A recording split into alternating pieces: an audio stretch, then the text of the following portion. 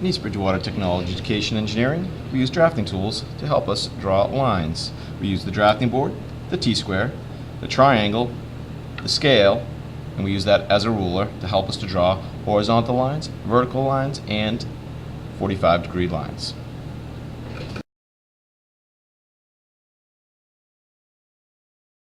When we draw lines on the piece of paper, we want the lines parallel with the edge of the paper, so it looks good. To tape down a piece of paper, we put the piece of paper down on the drafting board. We hold the T-square tight against the edge of the drafting board, and then we line up the paper with the T-square. We put the T-square on the side of the drafting board as a non-dominant drawing hand. I draw with my right hand, so I put the T-square on the left side of the drafting board. It is helpful to have the paper closer to the head of the T-square, but not right up against the drafting board. I hold the T-square tight against the edge of the drafting board. I line the paper up with the edge of the T-square to the best of my ability.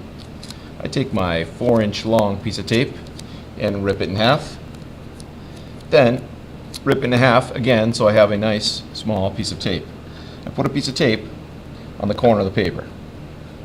I then check to make sure that my paper still lines up with the edge of the T-square. If I have to adjust it, I can always give it a little twist so it lines up. I then put my next piece of tape in the corner of the paper, and then I take my leftover piece of tape, rip it in half again, put it on a corner, and put it on a corner.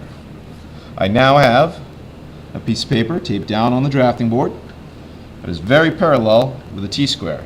Now when I draw lines using the edge of the edge of the T-square or the edge of the triangle, they will be very parallel to the edge of the paper, therefore looking straight and be more appealing. I like to put my tape on the corners of the paper, so as I move my T-square up and down, if there's tape in the middle, sometimes it rolls up underneath the T-square in that middle section.